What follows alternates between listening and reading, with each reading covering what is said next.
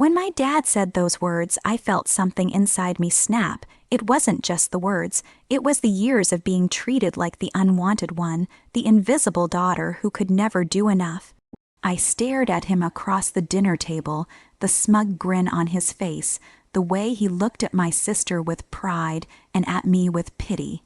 "Your sister earned everything on her own, unlike you," he said, his voice dripping with that same disappointment I'd grown up with. And I replied, quietly but firmly, "Did she really, Dad? Or did she just take what was mine? Tell me, if you were in my shoes, would you have stayed quiet, or would you have said what I did?" My name's Emily, and for as long as I can remember, I've lived in my sister Claire's shadow. She was the golden child, straight, a student, captain of the debate team, the one who always knew how to say the right things at the right time. I was different. I loved art, sketching, designing, things my dad called a waste of time. He used to say, "Claire builds a future, you draw fantasies."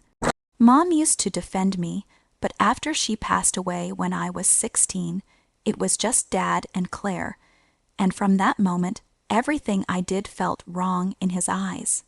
After Mom's death, our house changed. Claire took control of everything. She became Dad's emotional support, his helper, the perfect daughter who never said no. I tried to help too, cooking dinner, cleaning, even managing the bills when Dad forgot. But it didn't matter. Claire's every move was praised, while mine was dismissed. I remember one night I told Dad I got into an art program in another city.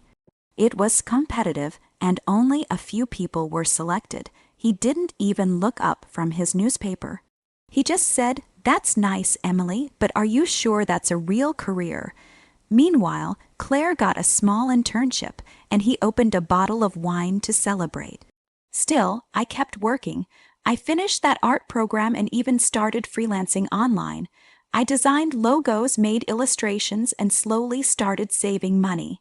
My dream was to open a small studio, something Mom and I used to talk about when she was alive. She used to tell me, "Don't let anyone convince you your passion isn't worth something." Her voice kept me going, but things got worse when Dad decided to retire. He told us he wanted to reward the daughter who had been most responsible. I didn't expect much, but what he said crushed me. He gave Claire the family house, the one Mom left for both of us. He said, "Claire deserves this. She's been there for me." I couldn't believe it. The house was half mine legally, but he brushed that off as technical. I argued, but Claire said, "Emily, it's not about ownership, it's about who earned it."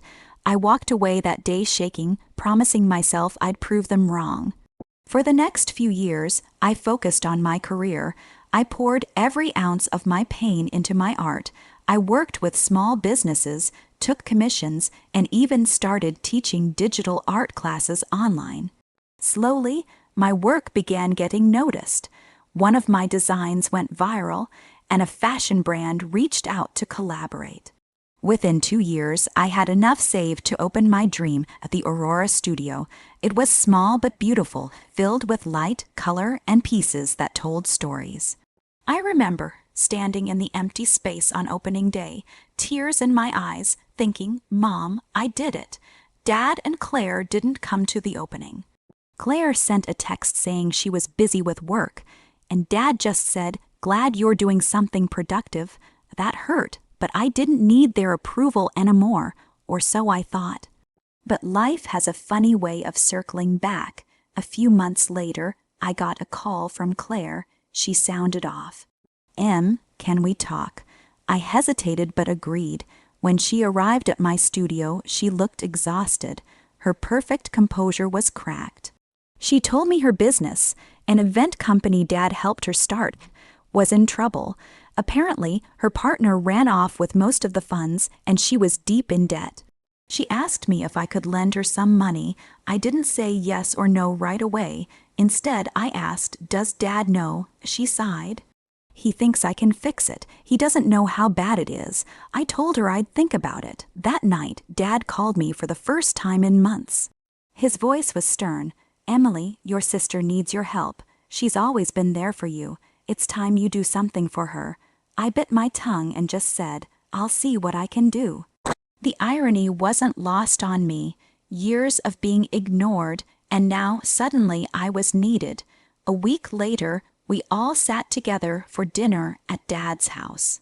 It was the first time in years we'd been in the same room. The air was thick with tension. Claire looked at me hopefully, Dad looked at me expectantly, and I felt like I was 16 again, sitting at that table being told I wasn't good enough. Then Dad said the sentence that sparked everything. He laughed and said, "Your sister earned everything on her own, unlike you." I froze. The words echoed in my head. I looked at him and said, "Did she, Dad? Because last I checked, she's sitting here asking for my help to save the business you funded." His smile vanished. Claire's face turned red. "That's not fair," she said. "You know what's not fair." I shot back. "You taking Mom's house and calling it yours. You both taking everything from me for years and now expecting me to fix it all." The room went silent. So, that's the situation I was in, and I had to make a choice. Before I tell you what happened next, I want you to pause and comment below. What would you have done in my place? Would you have helped them, or would you have walked away? Here's what I did. I told Claire I'd think about it, but deep down I already knew my answer. I spent a few nights going through my accounts. I could have helped her financially, but I didn't. Instead, I called my lawyer and told him to prepare documents officially claiming my half of Mom's house. It wasn't about the money, it was about principle. When Dad and Claire found out, chaos broke loose. Dad accused me of betrayal. "You're tearing this family apart." He yelled. I said calmly, "No, Dad. You tore it apart when you made one daughter feel worthless." Claire begged me, cried even. Please, I just need time. I'll pay you back." I looked at her and said, "You'll have to figure it out just like I did." It was the hardest thing I'd ever said, but for once I felt strong.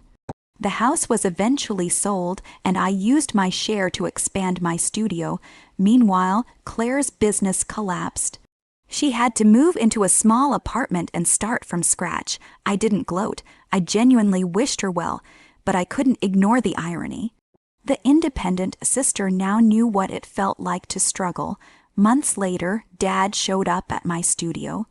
He looked older, quieter. He walked around, staring at the paintings. "You really built this," he said softly. I nodded. Then he said something I never expected. "I was wrong about you. For a second, I thought I misheard." He continued, "I thought success only came one way, the way Claire did it. But you proved me wrong." I didn't say anything. I just let him speak. He apologized, not perfectly, but enough. "Your mother would be proud," he said before leaving. That night I cried, not out of sadness, but relief. As for Claire, we talk occasionally. Our relationship isn't what it used to be, but there's respect now. She told me once, "I used to think Dad favored me because I was better. Now I know he was just scared of losing control." That stuck with me. Maybe we both suffered under his expectations, just in different ways.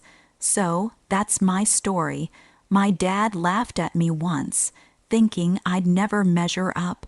But life has a way of humbling people. I didn't need to ruin anyone. I just needed to rise on my own terms. If you were in my shoes, would you have done the same thing? Would you have helped your sister or stood your ground? Like this video if you were on my side, and don't forget to subscribe for more stories like this, real, emotional, and raw. And tell me in the comments what you think. Was I too harsh, or was it finally time for them to learn a lesson? I'll see you all in the next story.